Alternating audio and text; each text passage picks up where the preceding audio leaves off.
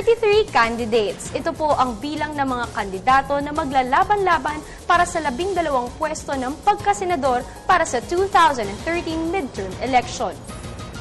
Kahapon po ay binigay na namin sa inyo ang unang bahagi ng mga kandidato sa pagkasenador mula sa iba't ibang partido. Ngayon naman po ay ibibigay namin sa inyo ang second half ng mga kandidato sa pagkasenador in alphabetical order. Ang araw po, ako po si Diane Medina at ito ang COMELEC Hour. Dito po sa COMELEC Hour ay hindi lamang mga senador ang ipapakilala namin sa inyo. Throughout the 12 episodes, we will also show you video profiles of candidates vying for seats in the party list, gubernatorial and vice-gubernatorial races.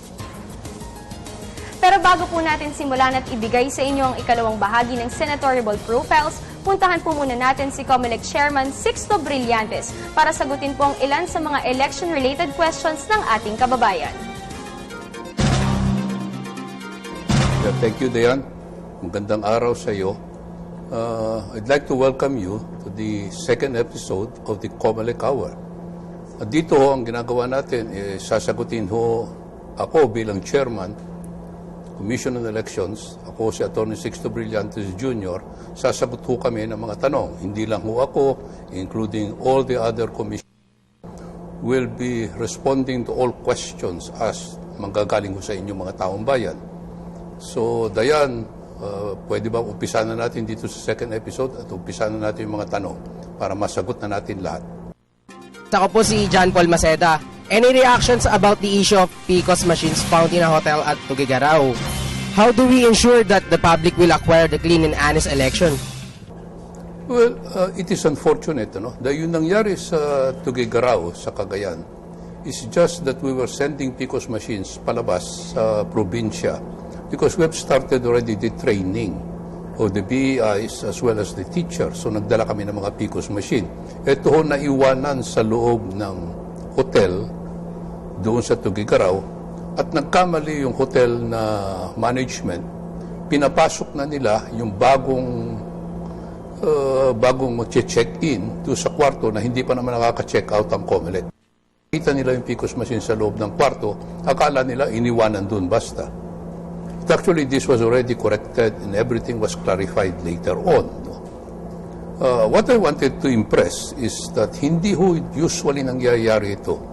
The PCOS machine are very expensive items and they are very critical in any election. So hindi namin pinababayaan ito kung saan-saan. Binabantayan namin, very secured lahat ito all over. So I don't think we have to worry that that kind of an episode will again transpire in the future.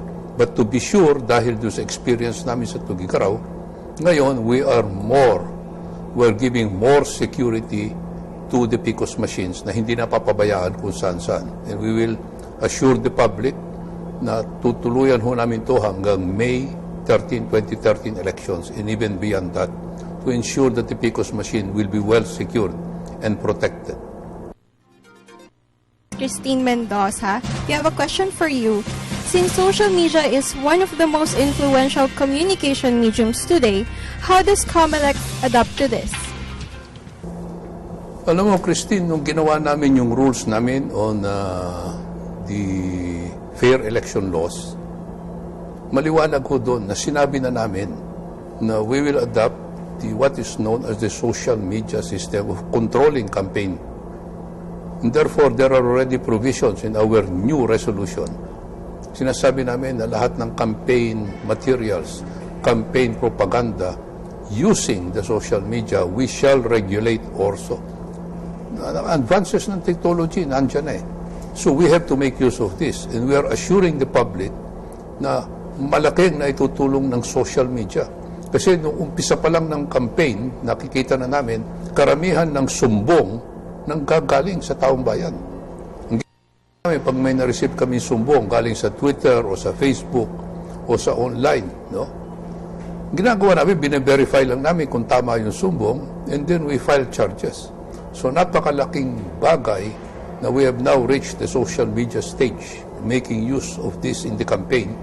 And we have to regulate this kasi talaga namang ito na ang ginagamit ng mga politiko natin ngayon. So, continuing ang regulation, hihigpitan namin. Although nahihirapan kami ng konting i-control, pero nag-uumpisa pa lang ho naman tayo ngayon 2013 elections. We intend to improve on this as we move into later elections like 2016. Sa gaganaping eleksyon sa Mayo, paano na monitor ang mga ginagastos ng mga politiko para sa halalan? Well, doon sa nagtanong, ang sinasabi ko lang is that ang monitoring namin ng expenses is mainly reports coming from themselves. Alam niyo, ang batas requires that at the end of the elections, after election day, every candidate is required to submit what is known as statement of contributions and expenditures. Dito, linalagay nila ito under oath, no? Kaya dapat ilagay nila lahat ng tinanggap nilang pera, donations, lahat ng gastos nakalagay dito. On the basis of this, we now verify. How do we monitor? We monitor by asking the media people, TV networks, radio stations, kung may kontrata yung mga kandidato at magkano ibinayad sa kanila. So that we will know whether all the candidates actually spend within the limits provided for by law. May limitation kasi. Under the campaign finance law, may limitation kung ano pwede nilang gastusin at how much. Like 3 pesos per registered voter for senators. So alam natin, there are 52 voters, registered voter. Ang limit nila is 156 million times 3. For independent candidates, 5 pesos per registered voter. Tapos political parties are also entitled to 3 pesos per registered voter. So yun ang mga limitation. Monitoring will have to come from all the documents that we can gather, as well as the statement of contributions and expenditures that is going to be submitted to us within a period of 30 days after the elections. Sa pagbabalik po ng COMELEC Hour ay ibibigay namin sa inyo ang ikalawang bahagi ng voter education campaign para sa mga senatorial candidates.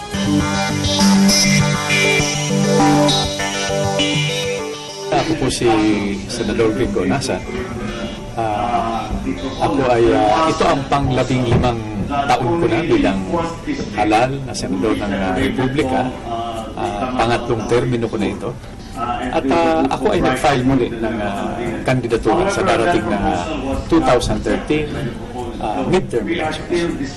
Batay sa ating mga naipasa o napagtulungan na maipasa ng mga panukalang batas, tayo ang isa sa mga may akda o principal author ng Clean Air Act, no? Yung Clean Water Act, Solid Waste Management Act. No? Ito mga environmental issues, kundi mga public health issues ito. Tayo rin ang may akda ng proposal para sa mini Marshall Plan sa Mindanao, isang comprehensive peace policy. Tayo ang nagpastol ng comprehensive agrarian reform law with reforms, no? Na nagpapalawig nito ng karagdagang 5 taon. Magtatapos ito sa June 30, 2014. Ngayon ay naipasa na natin yung sa Senado at least yung Freedom of Information Bill na tinawag nating People's Ownership of Government Information Bill or POGI Bill, no? Na naghahayag ng prinsipyo ng transparency hindi lamang para sa media kundi para sa buong mamamayan, no? Sa buong sambayanan. Ngayon pinapayagan na rin natin kapapasa lamang sa Senado ng batas na pumapayag ng wiretapping ng mga pinuno ng drug syndicates at mga financiers para hindi na natin habulin masyado yung mga galamay kundi yung mga ulo nito para masugpo itong salot na ito sa ating lipunan. Meron din tayong mga batas na may kinalaman sa national security, foreign policy, kabataan. No?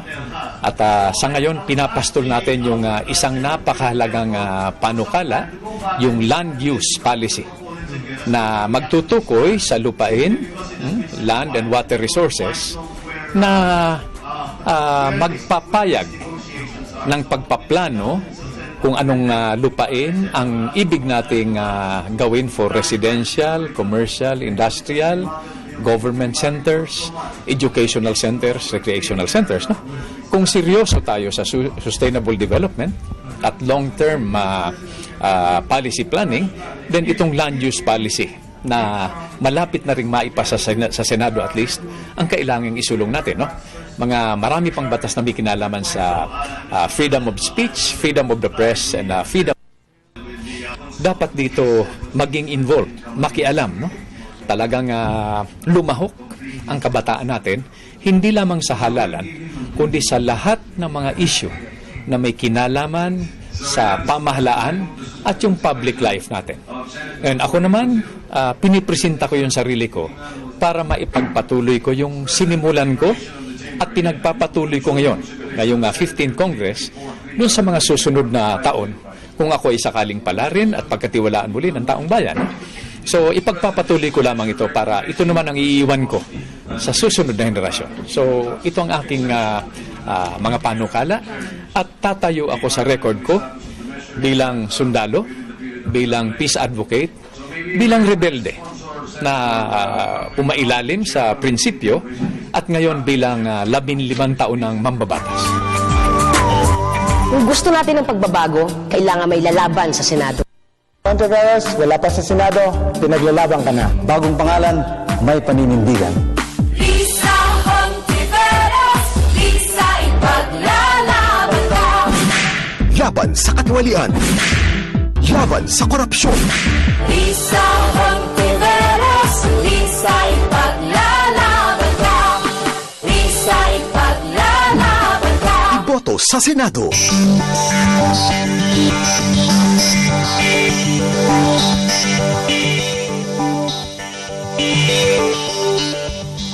Ang aking hangarin ng ating bansa ay maging ligtas sa panganib, maging maayos ang pamumuhay ng bawat pamilyang Pilipino, nasa syudad man o nasa kanayunan, at ang ating progress and development o tinatawag na growth ay maging inclusive. Ang ibig sabihin niyan na ang quality of life, ang kalidad ng buhay sa mga katutubo, sa mga rural workers, gaya ng mga magsasakat mangingisda, sa ating mga estudyante, sa mga probinsya, ay maging kasing ganda ng mga sa syudad. Ang aking balak ay ang aking mga batas na ginawa mula 1998 ay ipatupad ng ayos. I will make my laws work and go full circle. Napakarami kong batas na nagawa mula noong 1998 at marami pang gagawin pa mula 2013 at 2019. Papag-itingin ko ang ating pag-a-abide o pag-i-implement ng ating mga environmental laws. Clean Air Act, Clean Water Act, Solid Waste Management Law, Environment Education Awareness Act, People Survival Fund, and Dream Sea Law, and the Climate Change Act. Ilan lamang yan sa mga batas na gawa ko at sisikapin ko rin ang batas para sa kababaihan gaya ng Expanded Anti-Trafficking Act, Trafficking in Persons Act. Nakakatapos ko lang dito ay mapatupad. Ilan lamang yan sa mga patuloy kong gagawin. Pero isa sa aking mga advokasya at isa sa katuparan sa aking huling termino 2013-2019 ay ang pagtaas ng kalidad ng edukasyon. Paparamihin ko ang mga iskolar sa dalawang bagay. Una, sa higher education, at to make sure all our centers of higher education provide our youth with better quality education up to par with our Asian, if not our Western neighbors. No? At pangalawa, ang ating pagbibigay ng skills training sa pamamagitan ng TESDA na akma sa mga skills o trabaho na nag-aantay para sa kanila. Kailangan may matching talaga. Ano ang pangangailangan ng workforce at yun ang skills training ng TESDA. Kaya ilan lamang yan sa mga gusto ko pang gawin, patuloy na gagawin sa mga darating na taon.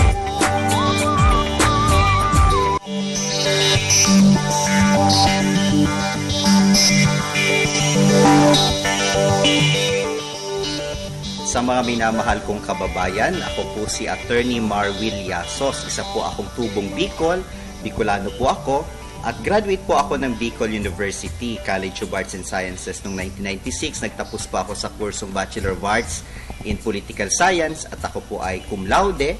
At ako po ay nag-aaral sa University of the Philippines College of Law for my Bachelor of Laws degree.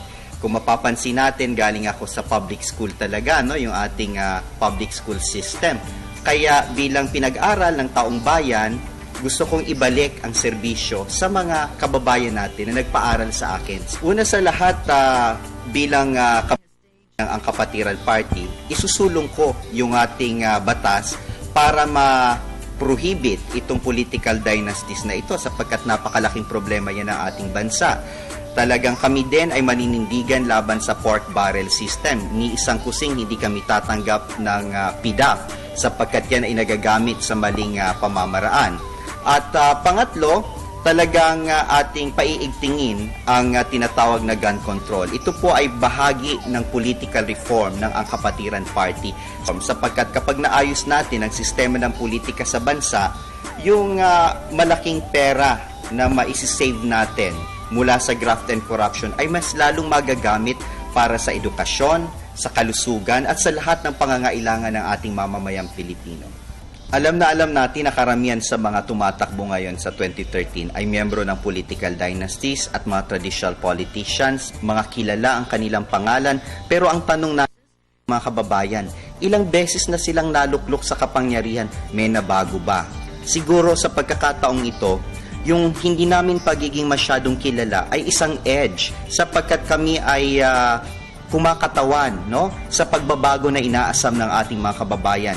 Wala kaming bahidungi sa larangan ng politika, wala kaming mga interest na pinapanigan, hindi kami galing sa mga mayayamang angkan na merong gustong pangalagaan sa kanilang sariling buhay.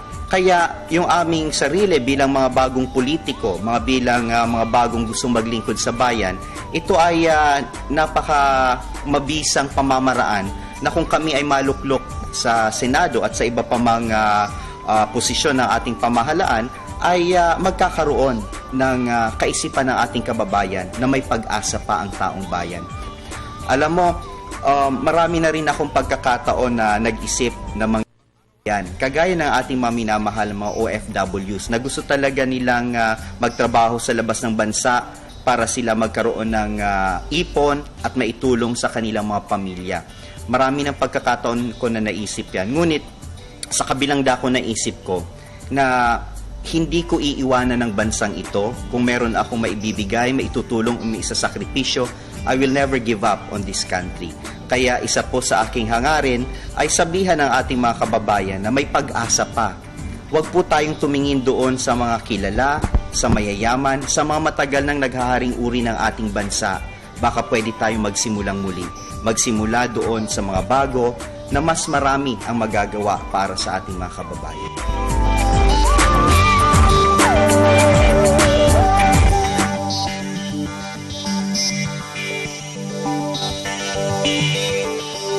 Ako po si Manong Ernie Maceda na nabigyan ng pre-present titulo na Mr. Expose. Ang pinakamataas na pwestong hinawakan ko ay Pangulo ng Senado, Senate President, from 1996 to 1998. At ako rin po ay humawak ng 5 cabinet positions, including Executive Secretary to President Marcos. I was elected to the Senate 3 times. At ako ay, nung panahon ni Presidente Erap, ay naging ambassador sa Estados Unidos. Ako po ay Ateneo Law graduate, Harvard Law School graduate, at naging professor ng batas sa ilang law schools. 53 years na po ako nasa public service, pero nakita ko na marami pa tayong mga problema ng bansa. At sa palagay ko, with my track record, makakatulong ako para humanap ng mga solusyon sa ating mga. Ang unang-unang haharapin natin ay yung kawalan ng trabaho. I think that is the number one problem of everybody in the country. About 3 million unemployed, 8.5 million underemployed. I have a master plan to create at least 3 million jobs a year. At bukod sa riyan, kailangan todo-todo ang suporta sa agrikultura dahil marami sa ating mga citizens ay sa rural areas at mga magsasaka. Pangalawa po, meron akong magandang programa para sa senior citizens na sa ngayon ay mga 8 to 9 million na. Unang-una, yung senior citizen discount na 20%, kailangan gawin 30%, at kailangan yung coverage ay palawakin o expand para halimbawa include lahat yung mga food supplements. At pangatlo po sa aking plataforma ay ang dagdagan otoridad at kapangyarihan ng mga local governments, provincial, city, municipal, and barangay. We have to review the local government code, expand the authority and jurisdiction of local governments, and in that respect, we have to increase their funding, meaning say increase the internal revenue allotment. Pangapat po sa aking plataforma ay yung pagpapalawak ng scholarship at student loan programs para sa mga kabataan. Ako'y naniniwala na kung sino man kabataan na anak ng mahirap o anak ng sino man na hindi kayang magbayad ng tuition, dapat bigyan ng full scholarship or half scholarship and half student loan. Yan ang sistema sa Amerika. Dito po marami tayong scholarship pero kulang na kulang. Mga 10% lang ng mga nangangailangan ng scholarship na bibigyan. At huli po sa lahat, marami pa po pero lima na lang babanggitin ko. Tubig. Maraming mga baryo, maraming mga sitio, maraming mga lugar. May mga lugar pa sa Metro Manila na walang safe, potable drinking water. We have to provide water because it's the number one necessity for life. And it's the duty of government to provide water, especially to the rural areas.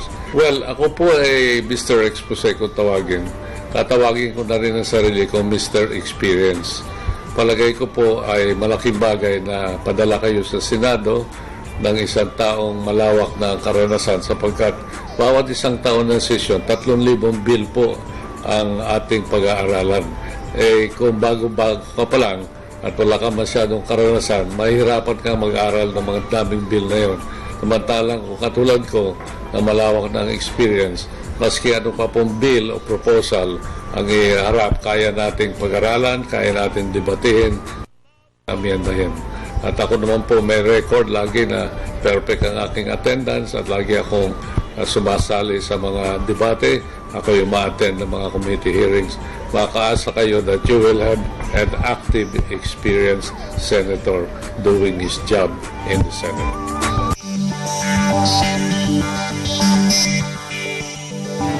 Ang magsilbi sa mahirap, isang karangalan. Pero kung ikaw ay kurap, ako'y sa laban. Mahal ang mahirap, galit sa kurap. Jumping, sa laban. Mahal ang mahirap, galit sa kurap. Jumping, Madrigal. Mahal ang mahirap, galit sa kurap. Vote Jumping Madrigal for Senator.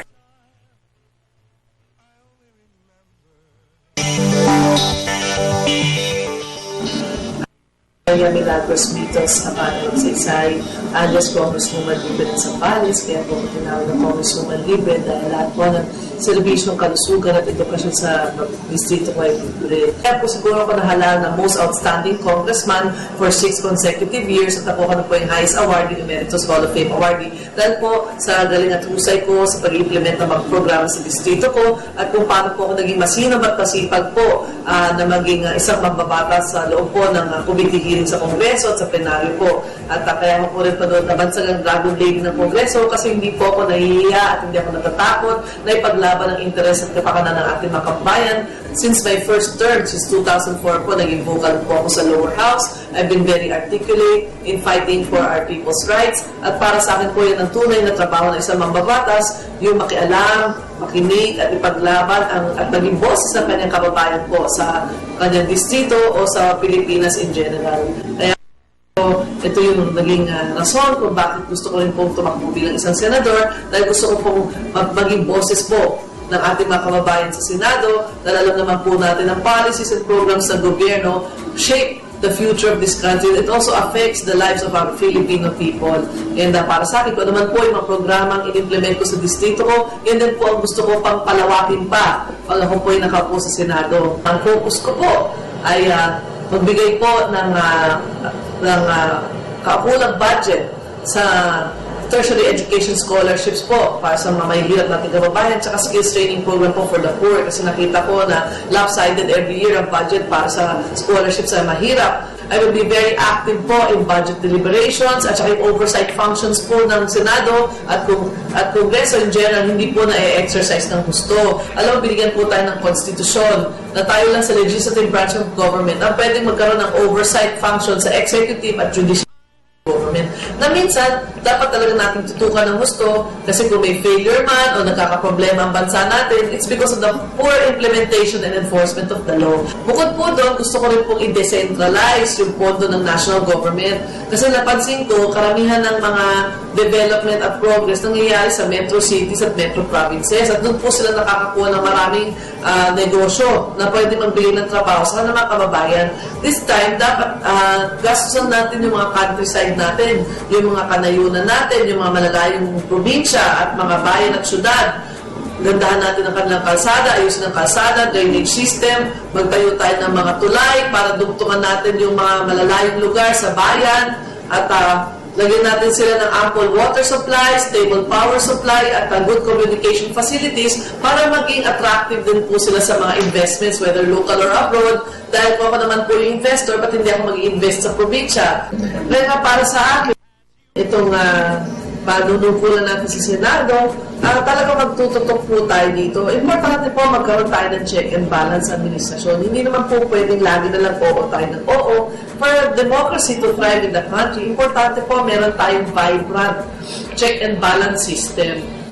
Well, sa ating mga kababayan, huwag po natin sayangin yung oportunidad na binigay ng konstitusyon sa atin na maghala ng mga opisyalis natin sa lahat ng antas ng o level ng panunungkulan, from senator pababa to councilor. Kasi sayang naman po, binigyan kayo ng konstitusyon ng karapatang bumoto, and it is through your vote that you will be able to elect the people that you think will serve your interests to the best in the position that they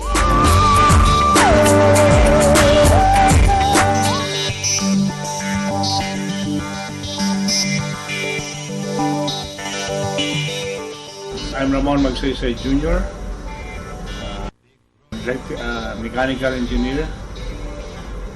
I'm a businessman when I'm not in politics. I was in the Senate for 12 years, from 1995 to 2007. Well, yung aking isa sa mga plano, bakit ako babalik sa Senado kung palarin tayo. Inanyayahan ako ng ating partido, Liberal Party, sila Mr. Dillon at saka si President Benigno Aquino III, na bumalik, sumama sa Senate slate ng Liberal Party, ngayon tawag Team Pinoy, para tumulong sa reforma. So nakikita ko naman pag makapasok tayo, God willing, yung titignan ko yung mas-simplify ang doing business. Dahil sa dami-dami ng mga batas natin, dumadami rin ng mga requirements. So for a simple startup, let's say may batang gustong pumasok sa negosyo, marami mga permits yan, no? Aside from the SEC, Securities Commission. So try to simplify doing business in the Philippines, not only for locals but also for foreigners who want to come here. Number two, dapat pangalagaan natin ang ating kalikasan. Kapital natin yan eh. Sabi nga ni Shell Habito, hindi naman lamang ang capital ay financial. Meron tayong human capital, which is yun ang pinakamahalaga sa atin. A healthy, well-educated, and motivated workforce, whether professionals, BOCTEC, or just basic workers, no? Basta edukado sila, malusog sila, at unad ang Pilipinas. A natural capital, the forest, the seas, the rivers, minerals, animals, yan, pangalagaan natin. So, in a way, yan rin ang tinatatag ni dating kasama ko si Lorne Legarda, nature. Ako gusto ko naman pati tubig, and that is also natural. And of course, air. Kapag ang hangin kaya dito sa Metro Manila madumi na, marami nagkakasakit. So these are all have to be protected. And the other capitals, physical capital, infrastructure, no? Yan ay ituloy natin. Dahil kung wala tayong mahusay na infrastruktura, dahil itong Metro Manila natin, napaka hirap na, overpopulated na, at saka parati may traffic. But the most important is human capital. So yung ating scholarly magsaysay, pagpapatuloy natin yan. Sa ngayon, trustee ako ng De La Salle Philippines, no? Yan covering over 17 schools and colleges all over the Philippines. Ang amin adhikain dyan sa ngayon for every 100 meron kami 15 scholars from poor schools, public schools. Nung nakita ko na ang ating Pangulo talagang mukhang meron siyang inner beat na magreforma sa nangyari sa mga nakaraan, nakikita ko talagang parang tinutulungan siya ng invisible hand, ano? Sumusuporta naman ng Kongreso sa kanya kasi Senado. So sabi ko, kailangan magkaisa na tayo at linisin natin itong mga corrupt practices. Sa ating trillion peso budget, 3 trillion, no? Almost 3 trillion. Kung makasave lang tayo ng 10%. Ang corruption daw sa government, kumampas ng mga 30%, easy. Makasave lang ng 10% within the next 3 or 4 years. That's 200 to 300 billion a year, no? So, yan ang tingnan natin. Then yung resources na yan, mapupunta sa better schools, better health, better hospitals, and better care for children at hindi naman madehado mga maliliit. So corruption is totoo yan. It's a very major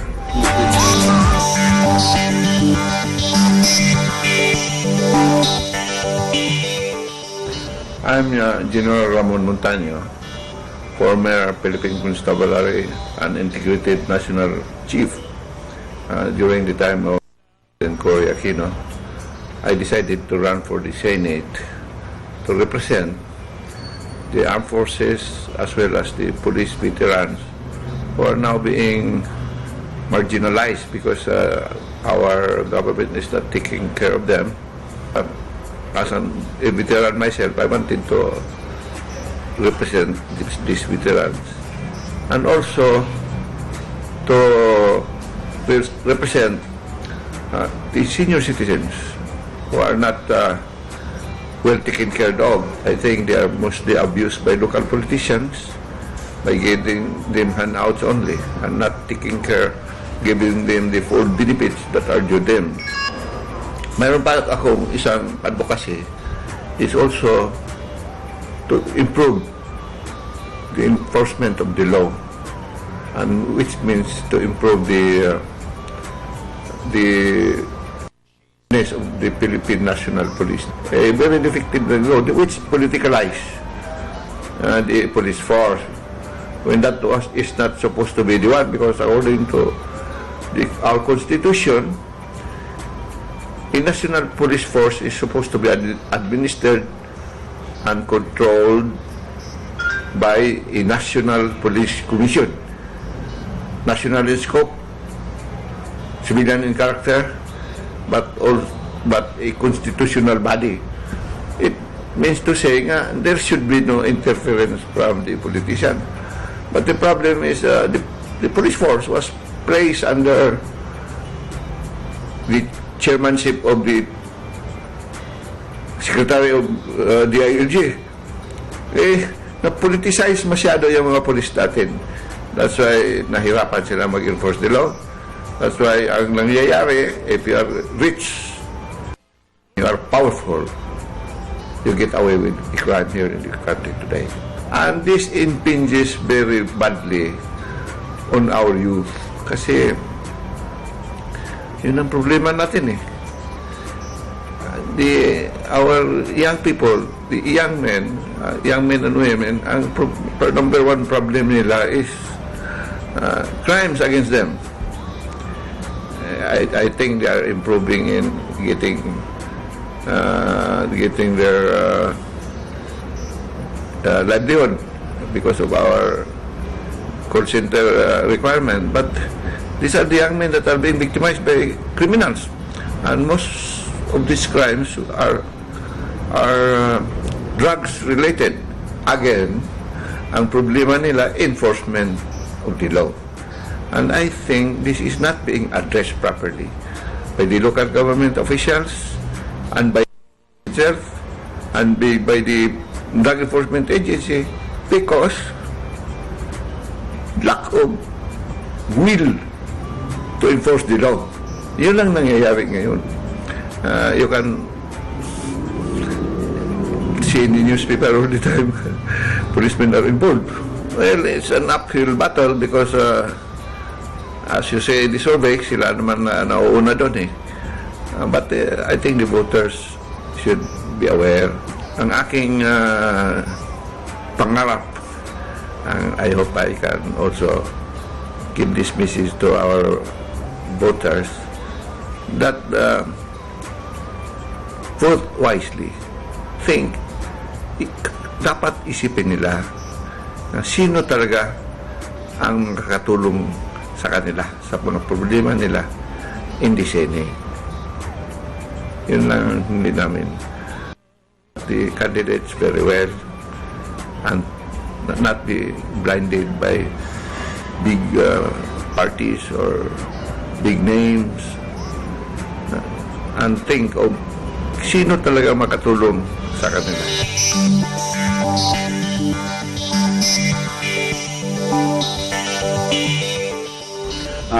Ricardo Penson po. Magandang hapon sa kanilang lahat. Ako po ay tumatakbo bilang isang independent candidate sa darating na halalan pagka-senador. Ito po ay nagsimula dahil sa paniniwala namin na kinakailangan talagang tapusin na, titigil na ang political dynasties dito sa ating bansa.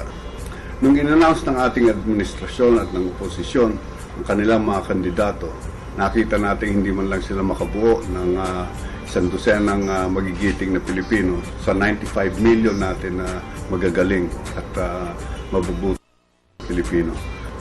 Nagtapos po ako ng pag-aaral sa San Beda at sa UP. Ang postgraduate ko po ay kinuha ko na sa Amerika, sa Wharton School sa University of Pennsylvania. Ito'y matapos ako palabasin ng Pilipinas nung kami lumalaban sa diktatura ng dating Pangulong Marcos. Nung bumalik po ako dito, nagsimula kami ng hanap buhay. Ang unang-una dyan ay yung anti-dynasty law, yung implementing law para dun sa Article 2, Section 26 ng ating saligang batas. Noong 1987 pa lang, ako at ang aking mga kasama, yung mga dating kasama ko sa Kabataang Makabayan, kami nagkaisa upang tumulong at magbigay ng mga position papers sa mga delegado natin sa Constitutional Convention noong 1986. Isa dito tinulak namin yung 2 Section 26 nga, yung pagbabawal ng political dynasties at yung pagbibigay ng equal access sa public service. Gawa na natin ang paraan mabigyan ng trabaho ang mga Pilipino dito sa sariling bansa, sapagkat masyado ng masama ang nangyayari sa ating mga lipunan. Kung yung basic na unit ng ating lipunan, yung family, nahihiwalay. Pag ang isa naging contract worker, lumalaki ang kanilang mga anak na nag-iisa, isang magulang ang kasama. Kinakailangan bigyan na natin sila ng sapat na trabaho dito. Kinakailangan bisitahin natin muli ang ating policy on lending. We all know that the top 10 banks of the country, 60% of their loan portfolios goes to the top 100 corporations of the Philippines, and the rest goes to the stockholders. Hindi natin nabibigyan pansin yung small and medium enterprise. Yun ang ugat. Ang political dynasties ang ugat ng problema natin sa politika. Kaya dito sa atin hindi na lumaganap hindi nag-mature ang mga political parties dahil tuwing eleksyon hinahabol ng political parties ang dynasty imbis na ang mga magigiting na kandidato imbis na sila ay maghanap ng tamang partido na sasamahan. Walang platapormang standard, walang conservative thinking, walang liberal thinking. Ang nangyari sa atin na lipat ng partido at kung sino na lang nakaupo at sino ang dynasty doon, yun ang liligawan ng partido. Mga kababayan kong Pilipino, itong 2013 na halalan, this is our pivot point in our history. Kinakailangan mag-isip na talaga tayo, iluklok na natin mga tamang tao. Kung gusto natin ng tunay na pagbabago, natin ang mga nakaupo ngayon. Kailangan baguhin na natin mga apelyido ng mga nasa Kongreso, baguhin na natin mga apelyido ng nasa Senado. Nagpakita na naman sila ng sarili nilang mga takbo ng isip nila dito sa Senado itong mga nakaraang linggo. Kalimutan na natin po. Umakbang na tayo ng patungo sa ating kinabukasan. Kalimutan na natin yung pinanggalingan natin. Ngunit kinakailangan alisin natin yung mga dati at ilagay natin ang bagong pag-iisip para sa bagong lipunan ng Pilipinas.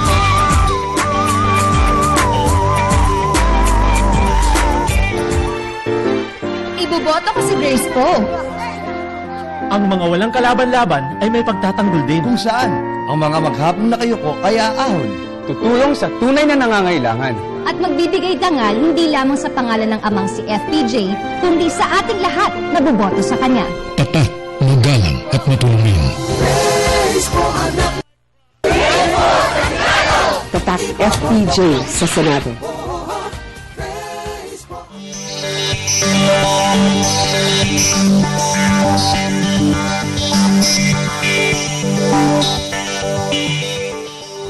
Ako po si Christian Señeres, isang dating party list representative na kumatawan sa youth sector.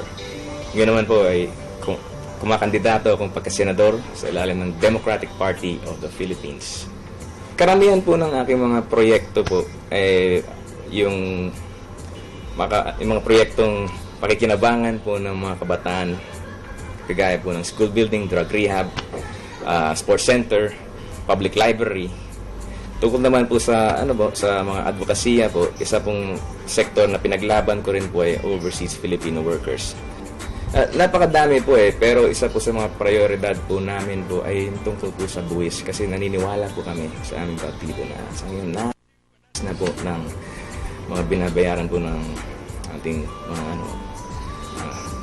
tambayan po, mga nagtatrabaho, mga negosyante po. Kung ikaw po ay gustong magnegosyo, bago ka makapagsimula, ang dami-dami mo nang nabayaran, ang dami mga requirements, ang daming steps.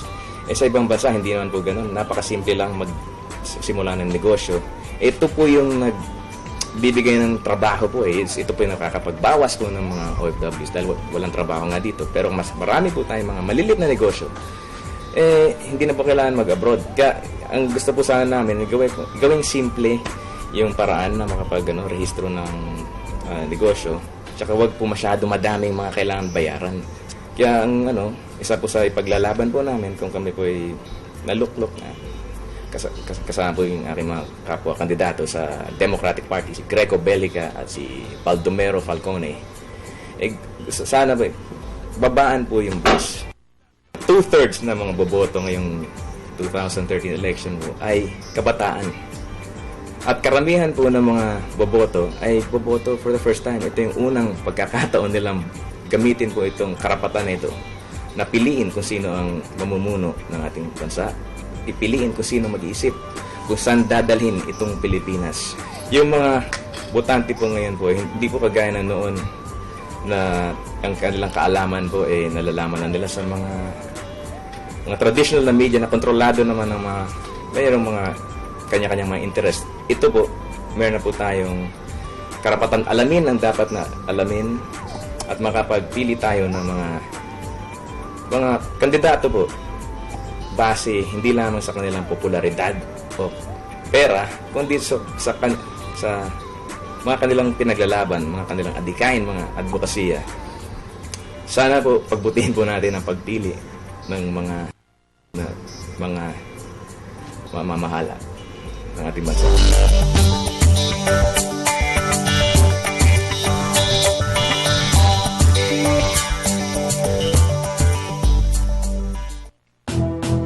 Ano na ba ang nagawa ni Senador Trillanes?